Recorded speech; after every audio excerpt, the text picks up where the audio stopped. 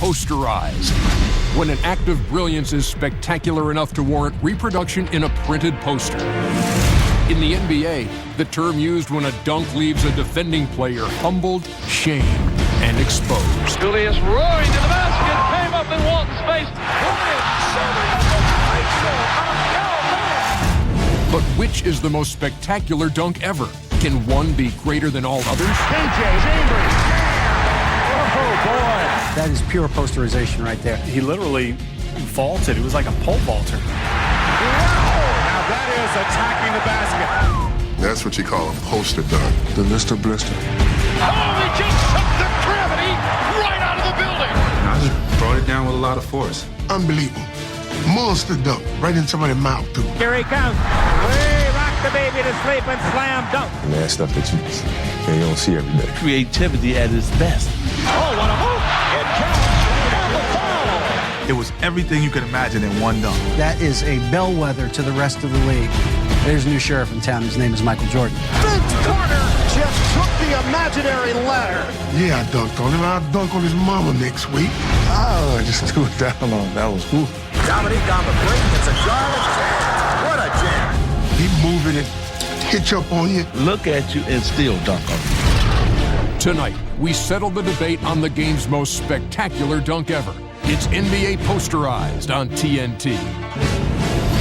Welcome to NBA Posterized. I'm Ernie Johnson. We're in Las Vegas for the 2007 NBA All-Star Game, and later tonight, they're going to have the Sprite Slam Dunk Contest right here at the Thomas & Mack Center. But over the next hour, the jams you see have nothing to do with dunk contests. They're the greatest dunks in-game in NBA history. Here's what we've done. We've broken them down into various categories, and at the end of the show, we're going to give you what we call the famous four, and that's where you come in. You vote on the most spectacular in-game dunk that you've ever seen. So you ready to go?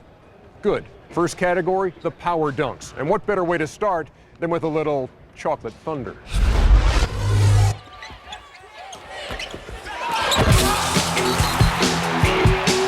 Such a sight because the glass went everywhere and Robinson was under the basket and he was trying to get out of the way. He was running and Darryl was in shock. First thing I was thinking is, oh man, I got to get out of here.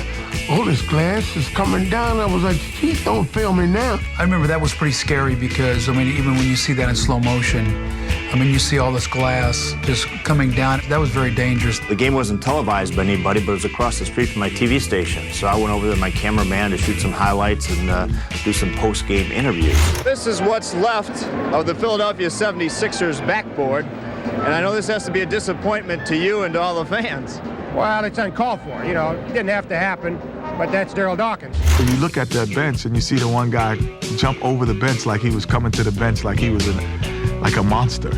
Like, this guy just broke the backboard. I don't want to go near him. He actually wrote poetry based on shattering backboards and glass flying, Robinson crying or something. Glass breaking, rump roasting, Rim shaking. Oh, what is it? Babies crying, Robinson flying. Oh, the chocolate thunder flying, glass flying, Robinson crying, babies crying, glass still flying, cats crying, rump roasting, bun toasting. Thank you, wham, bam, I am jail. Doug Collins to Darryl Dawkins. Oh, he did it again. He broke it again. The fans in Philadelphia say, hey, you did one on the road. You got to do one for us. And I kept saying, no. They said, no, you got to do it. So I seized the opportunity. I moved in, attacked the basket, boom. And this one, the whole rim came out. So I had to get out of the way again. Well, if you see me, I threw in the pass, and then I started sliding out of there because I knew he was going to try to tear it down. He was empowered by this whole thing, this whole breaking of the backboard thing. And I think that kind of broke him of that habit because he almost broke his back that time. He just basically pulled the rim off into his hands. I mean, you see it laying on the floor. I mean, he just pulled the bolts out of the entire backboard. I think after that one, I think he got the commissioner's attention. It was like, hey, this is the commissioner. And I went to my office tomorrow at 9 o'clock in the morning. I was like, uh-oh, Lawrence O'Brien called me in. He said, it's dangerous. I want you to stop doing it. If you don't, it's going to be $5,000 every time you do it. I stopped. He changed the way they build backboards and rims. Are you kidding me? Like, because of him, there's breakaway baskets. Daryl Dawkins is the father of power dunking. I'm just one of his sons. Probably his best son. Matter of fact. Follows it almost and does bring down the entire backboard. That's one we haven't seen. I had been traded to the Magic just before that, and so I was new to the team and just getting used to watching Shaq play. But when he pulled the backboard down, the entire stanchion, that was stunning. You know, I remember the basket just kind of going like this, and then the basket's like, hey, this little dude is too big, and the basket just folded. The thing that I was amused with that is that Shaq looked back at it and amazing himself. I think he was getting the heck out of the way. A lot of times when I go up, I like to hang a little bit and pull my knees up. So as I was hanging, I felt it coming down a little bit, and if you slow it down and see what I did when I landed, I was trying to get up from under. You know, I played against some tall guys in my career. But Shaquille O'Neal is the only player I ever played against. And I said, man, that's a big SOB right there. O'Neal puts it on the floor and stops, and he brought it down. He brought the whole goal down. Hold on to the roof. The Shaq attack. He got power that he ain't even unleashed yet. The snap off the backboard, the way he did, mad power. To grab it like that and to pull it over, and it looked as if that's what he was trying to do too, because you could see the way he was sort of ringing the rim. One time in New Jersey, Derek Coleman dunked on me. I'll let you show that. Look at him. So I said to myself, next time we play Jersey, I'm gonna rip the damn backboard off. I think he actually was doing it on purpose the second time. And he went in, brought the backboard down over Dwayne Chinsis. And I had Dwayne Chinsis on me anyway, so that was an insult to me. So I just went up and I threw it down, and I didn't break the backboard, I broke the whole thing in the back. And that's pretty good. I don't know that the league could have envisioned somebody that big and strong just terrorizing their equipment. Julius roaring to the basket, came up in Walton's face. Dr. J over Bill Walton, that was like flying right in your mouth, chest to chest, boom. Bill Walton was a heck of a defensive player. But that day, it just didn't work out for Bill. He climbed so high. Remember, Bill Walton could jump back then. And he just kept going and going and going. And bam, I mean, straight over it. I always knew anytime I attacked the basket with Bill Walton back there, I needed to come with something, some extra, a little extra sauce on it. I know firsthand what Dr. J can do, and on a fast break, when he's got the ball in a full head of steam, the best thing to do is just get out of the way. Otherwise, you're going to be on a poster. When you think about dunks, he's probably the greatest dunker of all time. I truly believe that. Every opportunity. Dominique on the break gets a shot. What a jam. Dominique could go and jump off 2 feet and curl, double pump, look at you, and still dunk on you. I mean, just crazy. Dominique had more funk. You know, he moving it, hitch up on you, and move it over and swing it on you. Well, I was more or less a power dunker. I always look for the contact, but even though looking for the contact, I still try to finish the play. Either make a layup, or if I'm high enough, I'm gonna dunk the ball. Everyone likes dunks, but the only dunks that you remember is the ones with authority. Oh, you're trying to put somebody away. Bulls back by 10. Pete George with the hard drive to Morris. Now, the Chris Morris dunk was interesting. I mean, he was a good dunker, but not a guy you'd think of automatically when you think dunks. It looked like a windshield on a car when it just sort of cracked. Chris Morris, you know, they got swinging on the basket, man. I hit it with sheer power. I couldn't swing on it. Once I hit it, it was gone. I look at the guys today, they doing chin-ups on the rim. Chin-ups. If I did chin-ups, I'd break the back of my head open. When he broke that backboard, it surprised everybody, including our television crew. They didn't know what to do. Ernie Johnson back with you in our Atlanta studio. If you're just joining us, you see the situation right there. In 1 minute, you're looking at a guy shatter a backboard, and then the next second, you're staring at Ernie Johnson. So, I mean, you talk about letting the air out of the balloon. Bull taps it once and can't make it. Charles looks like he's just determined to take over this game. Oh! Manute Bol, 7-7, who can't get the rebound, he's up there going. So Barkley just snatches it, takes it coast to coast, and boom. For a guy his size and and his girth, that guy could really get up. So when Barkley comes through, you better get out of the way. Barkley's coast to coast was one of those things that made me want to learn how to dribble coast to coast. Charles Barkley reminded me mainly of myself because he says whatever he feels, and whatever happens after this, he got to deal with it. If a guy took a charge of me, I would try to kill him. Guys today, I think, are so serious. When the game starts, you say, after the game, hey, man, you guys beat Detroit. How you feel? Well, we made our shots, and we moved the ball around, and they're a good team. Nobody cares about that. You want to hear, yeah, I dunked on him. I'll dunk on his mama next week. I dunked on the whole team, and I got more for him. Whole lot more where they come from. Coming up next, we take a look at the most athletic dunks in NBA history. And still to come, it's the best of the best, the famous four. It was a nasty dunk, but it was real smooth.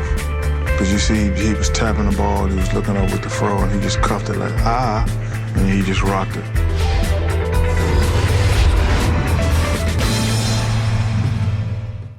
NBA Posterized is brought to you by Autotrader.com, the smarter place to buy and sell a car, and by the new Air Jordan 22.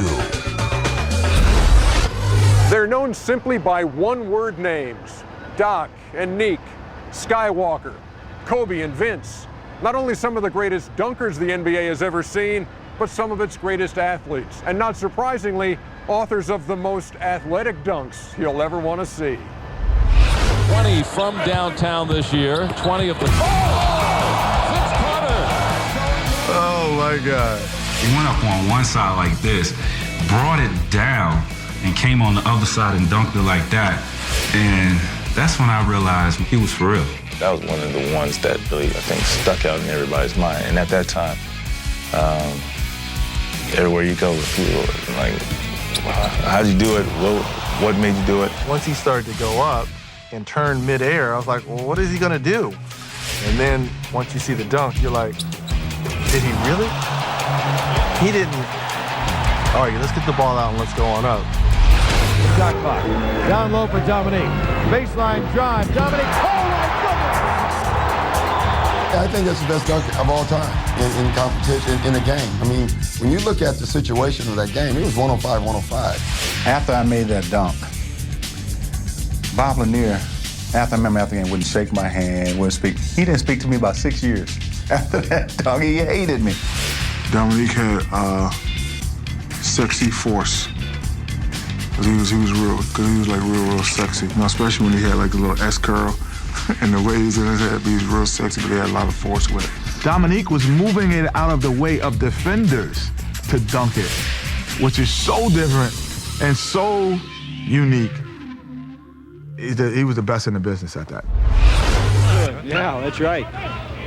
Well, they were 12 for 12 at half. That's perfect, but not enough time. Oh, what a play by David Thompson. Here you got one of the smaller guys in David Thompson jumping over their whole front line, catching one off the rim. I mean, he had his elbow over the rim. That was a pretty incredible dunk. He got the ball really high and just slammed it through and knocked a couple guys over. Dunked on top of a couple guys, and I think the coach got a little bit upset about it. Nasalki went right out on the court. He's got Joe Harris upset. And I think Tom Nasalki was so stunned on the sidelines, I don't know if he believed what he saw, so he figured that had to be illegal. Well, now, that was terrible coat he had on, but for that era, he was cool. He was cool in the game, but right now, you wouldn't even want to be buried in that jacket. When you talk about the great leapers in the history of the game, you have to speak about David Thompson, or you haven't seen him play when he was young and in his prime. Long run out by Kobe Bryant. Behind. First of all, you got to remember, I'm catching it over my head.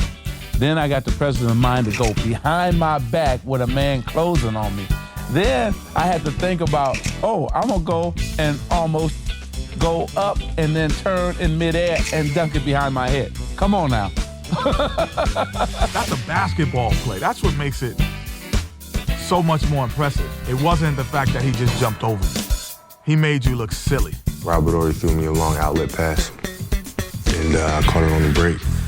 I was just going to the basket, just trying to finish it, and he cut me off, so I put it behind my back, and then went from there. If you watch the defender, a guy by the name of Vincent Yarborough, who probably is watching this show and is seeing firsthand, and his family is watching alongside, that he was nearly posterized, but Vincent kind of puts his hands down so as to avoid the official word that you have been posterized. Kevin Willis made Dirk change that one. Yes, he did. Good defensive play by Kevin Willis. Carter, oh! Vince Carter! I had the ball, and I kind of threw it to him, no look. Got it, did a 360 one hand the wrong way.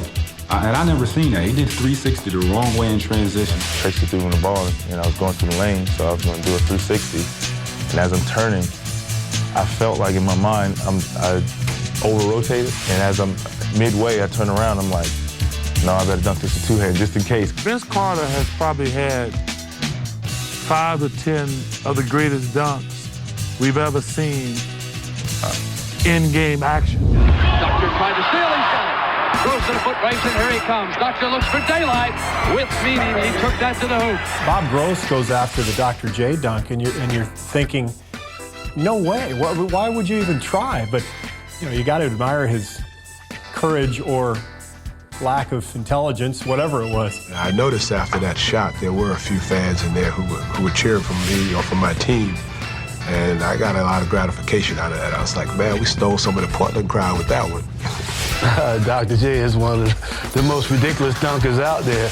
He's got the hands, he's got the length, and he's got the jumping ability. I mean, Dr. J first got to have air brakes and could change directions while he's in the air without putting his foot down. You know the thing that Muhammad Ali used to say, float like a butterfly, sting like a bee? That's what he did on the basketball court. Sean Kemp. Kemp picks Mark Jackson, gets the give and go. Oh! Sean Kemp was a guy who was out in Seattle. He's known as the Rain Man. And to see him with that amazing move right at Kenny Skywalker, a guy who had won the slam dunk contest prior, I think it was probably great satisfaction on the part of Sean Kemp. I was very young at that time. I was 19 years old. That was my first major dunk that I had in the NBA right there, was the one there at the Garden, and it felt great. Sean Kemp, the Rain Man, could get straight up in the air. He got some monster dunks he put on some people, too. And he didn't consult with me about dunking. So I am the dunk consultant. He has to speak to me sooner or later to release some of these good dunks that we know about. Coming up, we'll put you in a state of shock with the NBA's most shocking dunks. And later, it's the best of the best, the famous four. Very seldom in actual game do you actually dunk in a crowded area. And he's dunking over 2 guys, basically.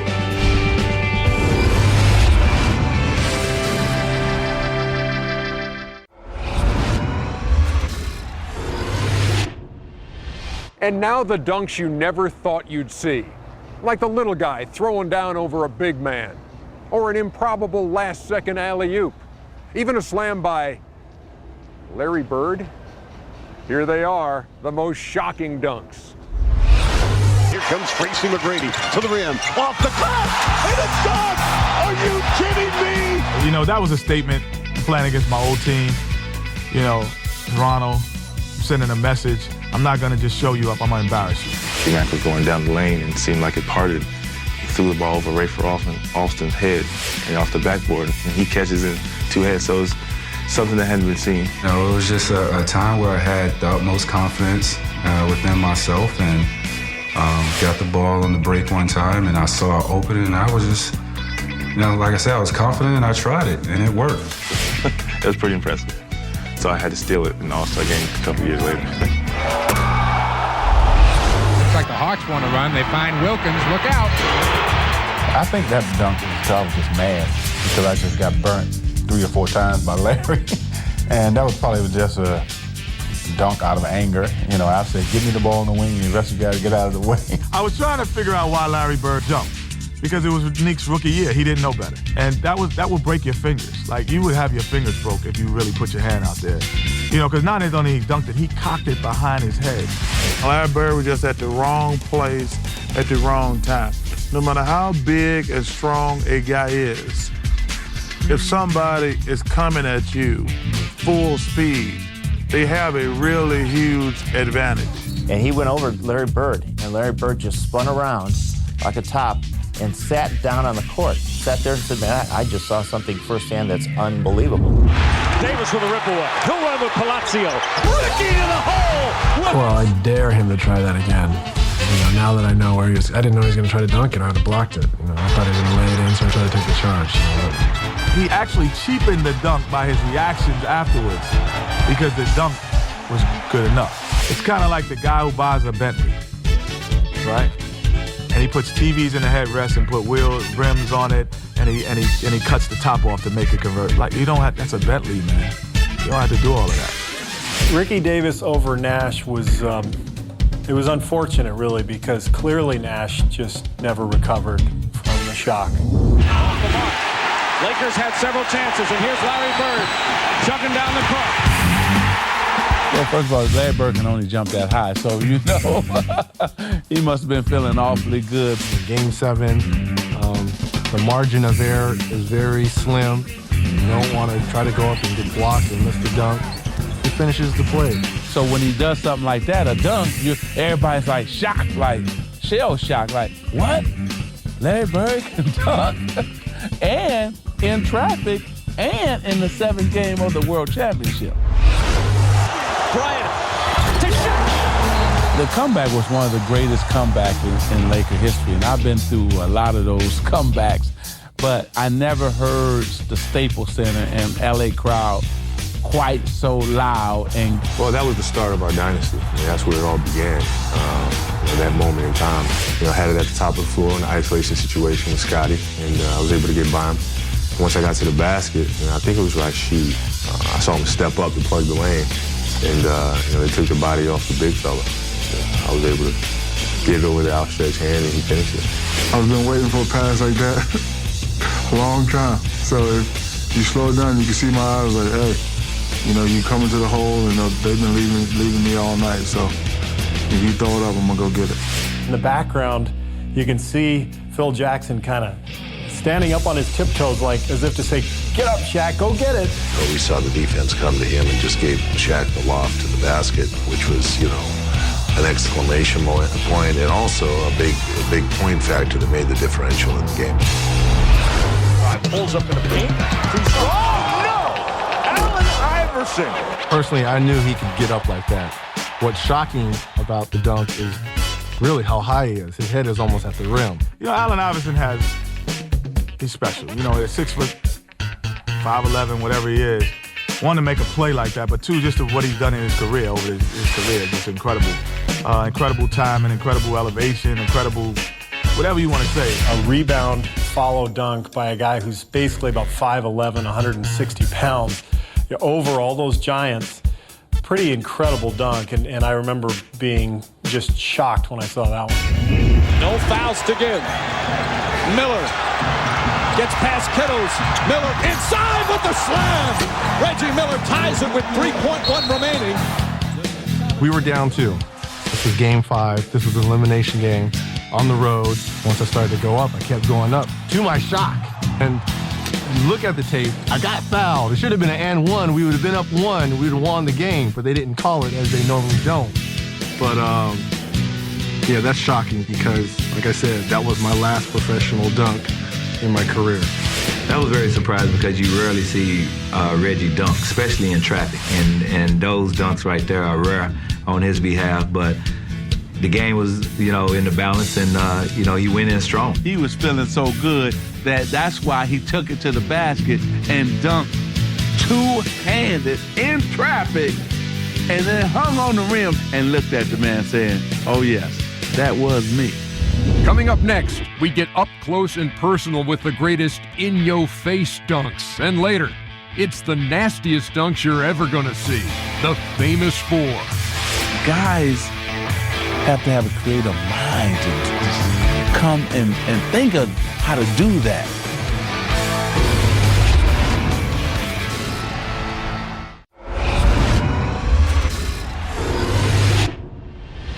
Up next are the dunks that happen when the irresistible force meets the very movable object. The dunker is immortalized. The donkey is posterized.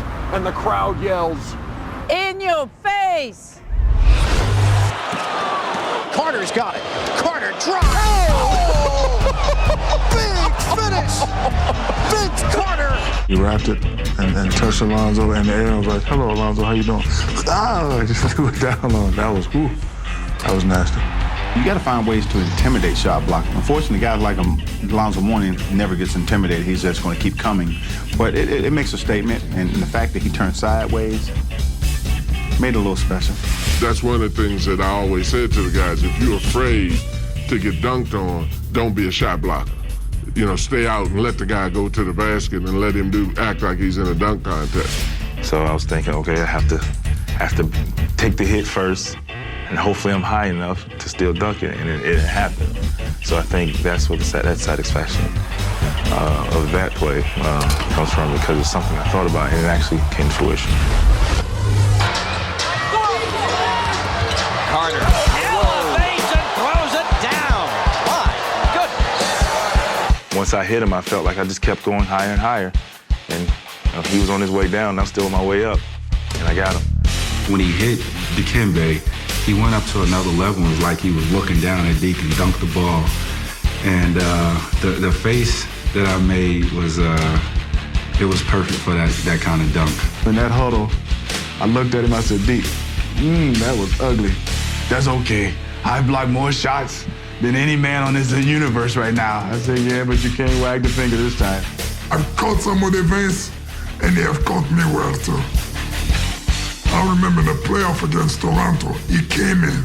He almost tried to break my hand. And my hand got caught in the rim just like this, and my skin came off. And I blocked the ball. Big fan, because he probably dunked. For that one dunk, he blocked my dunk probably 5 or 6 times before that. Longley with a great feed to Michael Jordan, who went back door. And that's a mental dunk, much more so than a physical dunk. That is, I own you. That's an I own you dunk. You know, with the little finger wave afterwards. Oh, we still talk about it. We went to dinner this summer, and that was all about. He said, "Dick, you remember I got you. So you cannot go and retire and say that I never got you, but you remember I got this on film." That's the beauty of basketball. When you got a good defensive player and you got a guy who's saying, "You're not going to get to the basket, I'm going to protect this goal." And in the same token, you're saying, "I got you that time, didn't I?" Myers for Pippen. Oh, a faithful Scottie Pippen in the face of Patrick Ewing, who did not appreciate it. Ewing is set. Scottie is set. It's like, okay, let's take the elevator up. Ewing goes to the 10th floor, Scottie went to the 11th. That's it. What stands out most in my mind about that is that Pippen just steps over Ewing, and this really symbolized that entire period and the series of magnificent games between the Bulls and the Knicks, who really detested each other. Scottie kind of throws him to the ground a little bit. And it's almost like, down goes Frazier. Down goes Frazier. That's what everyone at home was saying. Down goes Ewing. Down goes Ewing. And Scottie knew exactly what he was doing, too, because to stand over him and look at him, in basketball, that's the worst thing you can do. That's not nice, Scottie. That's not a nice thing. Here comes McCready. Oh, he just sucked the gravity right out of the building. My first thing was to just go up and try to get contact, draw a foul on it. But another part of me just told me to go up and dunk on it. This guy is 7'7", 7'6", 7'7", whatever he is, and just make a post out of him. You know, it's possibly be his last year in the league, so you know, send him a going away present. Yeah, I mean, he retired maybe because of it, right? He said, enough.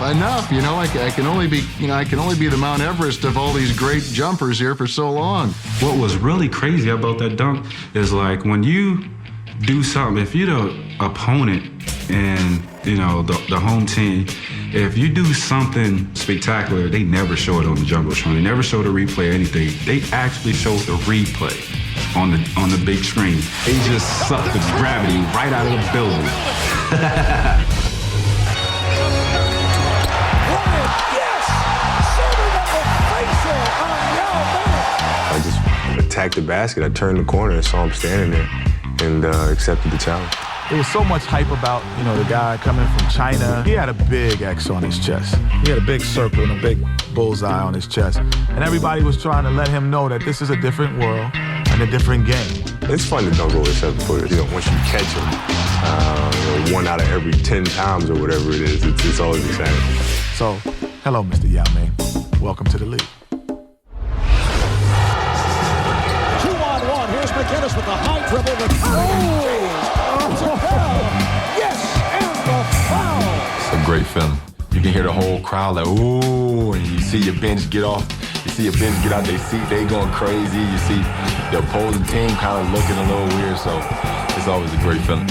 I think, he didn't know how nice it looked from the angle. And then about 4 steps into the walk back to the bench, he said, that was kind of nice. He's like, that guy, he started laughing. To me, the most significant part of that particular dunk was Damon Jones, the dunkee, who is right on the path of LeBron James, wisely ducking away. A, to protect himself. B, I would think, knowing the way Damon is, just to stay out of the picture.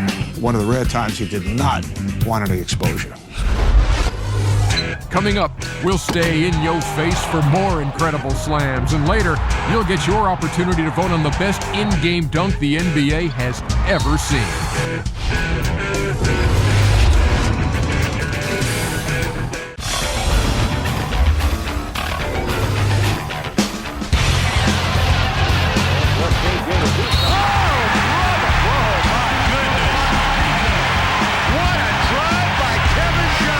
I was mad at Cleveland for trading me. I was mad at Hot Rod for being on the other team, and I just went to the basket and I saw Hot Rod, and I just had one of those flashbacks of a little man complex. So I just went up and binged on him real quick. He told him, "Get off of me, man." And he's like, "What are you talking about? You on me? You're telling him to get off of you, and you're the one that's basically bear hugging him." The nerve of KJ. Come on now. I probably did say something crazy because I was so pumped up at the time. And again, as a smaller player in the league, whenever you can dunk on somebody bigger than you, you gotta drag it out. You gotta make it last. I was hanging on the rim and making sure that everybody got a shot of it.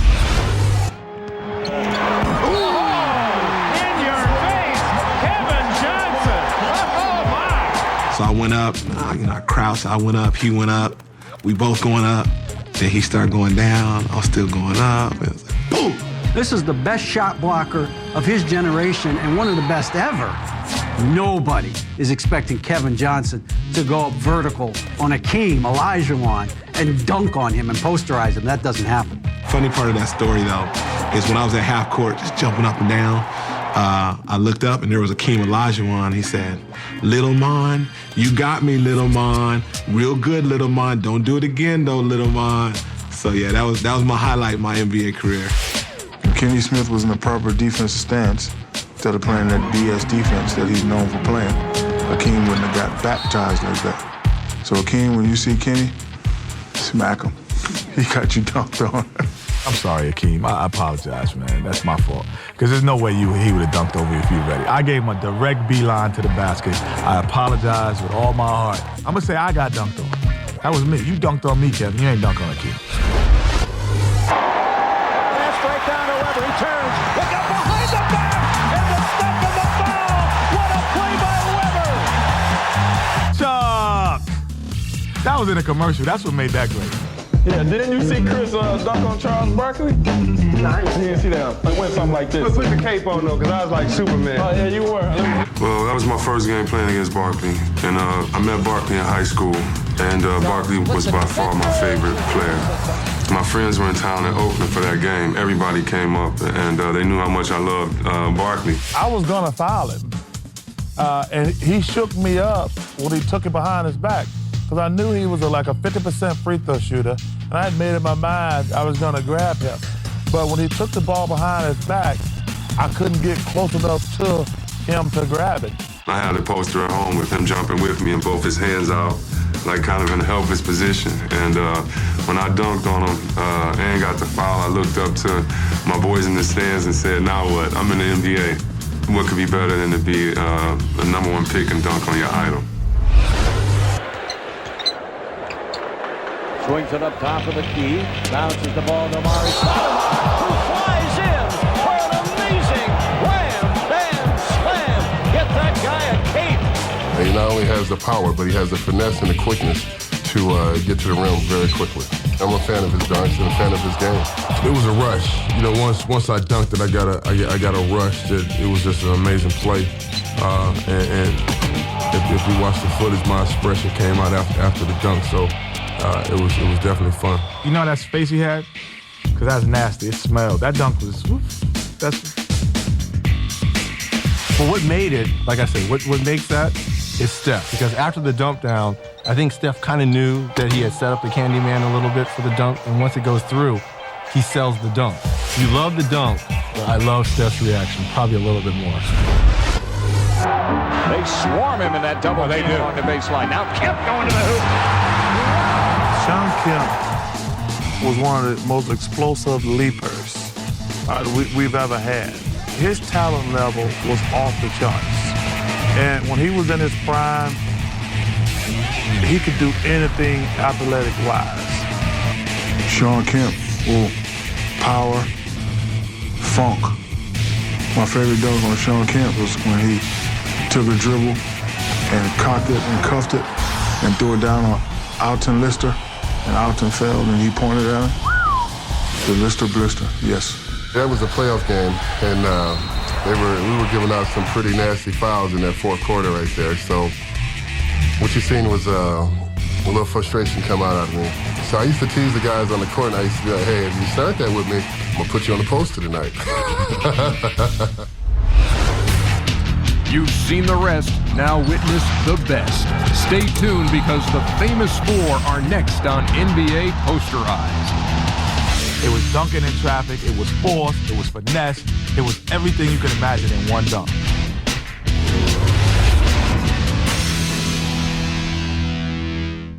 NBA Posterized is brought to you by the United States Marine Corps, the few, the proud, the Marines, and by T-Mobile. Stick together. By now, you've seen the full range of great dunks the NBA has to offer, but we've saved the best for last. A quartet of jams that are so good they actually defy category. Any one of them could be the greatest of all time, and that's where you come in. In just a moment, you're going to have a chance to vote on the greatest in-action dunk you've ever seen. We call them the famous four, and here they come. Oakley smacking Chambers. Threw it away. 2-on-1. KJ to Chambers. Jam! Oh, boy. He went right up Mark Jackson. I was a rookie with the Suns when Chambers dunked over Mark Jackson, and what made that dunk amazing was that he literally put his knee on Mark's shoulder and elevated about another foot. It was like a pole vaulting. It was one of those things where I really didn't have time to try and stop and go around him. I had to just try and get myself to the rim. So I was able to do that and literally jumped over Mark Jackson. He tried to protect himself and maybe gave me even a little bit more of a boost because I know I had to kind of duck to not hit my head when I was coming down from that dunk. Mark Jackson's thinking, I'm going to show my coach here that I'm a team guy. Let's take a knee in the stomach for my team, and we're going the other way. And you go, whoa! Where's that guy going? You know, a lot of great dunks get posterized and made onto, printed on a piece of paper, but this one was such a good one thanks to the Phoenix Suns. They bronzed it for me. Thanks to Mark Jackson and the Phoenix Suns, this one will be looked at for a long time. Starks. Yes! What a move by Starks, who was able to sky to the basket.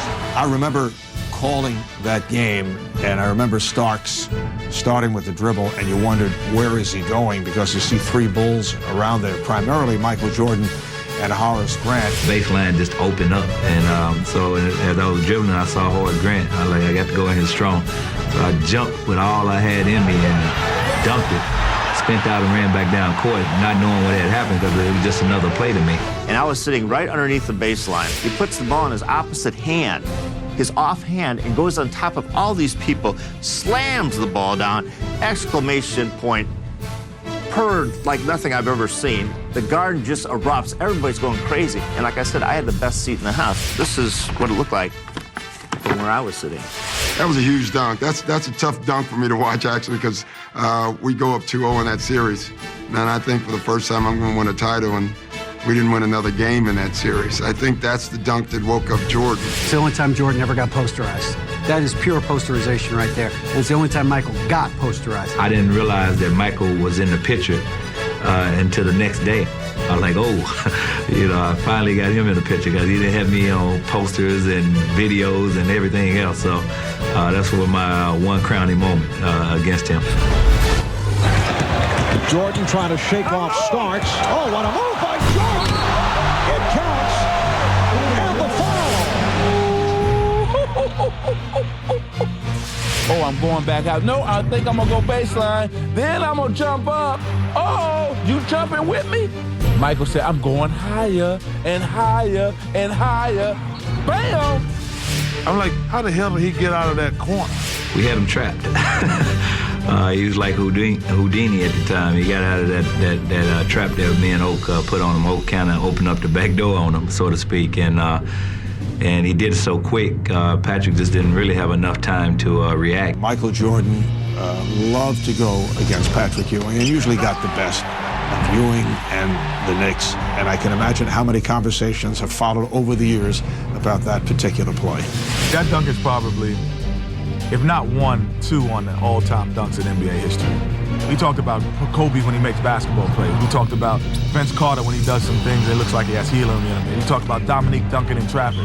That was all those dunks encompassed in one. And it was like Jordan was taking on the whole team. He faked out 2 guys and then dunked on the Knicks' best defender.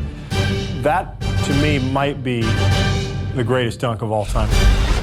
Worthy against Malone. Pass is deflected, going to be stolen, I think, by the doctor. Yes, he's got it. Here he comes. Way rock the baby to sleep and slam dunk. To come from the sideline, where you rocking the ball one side to the next, and you got a defender in front of you, and the defender knew when he got in the air that he had no chance. That's one of the greatest dunks of all time. I wasn't really sure what I was going to do, but I was going to make sure the ball got in the hole.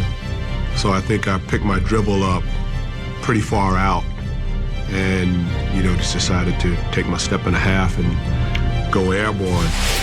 He's on the break, so he can't think about what he's going to do. Instincts just take over. It's just, you have to have that in your game, in your DNA, to come off with a dunk like that. Cooper said, I was trying to get out the way.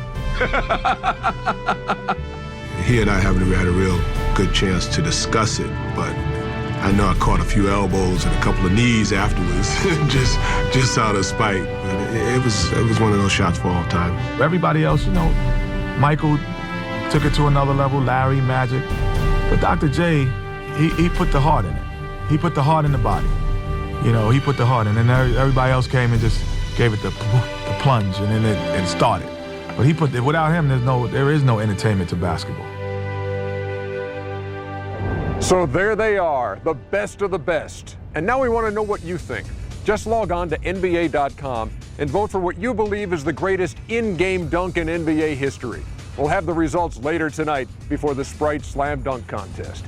It's all part of NBA All-Star Saturday Night presented by EA Sports. And it comes your way next on TNT.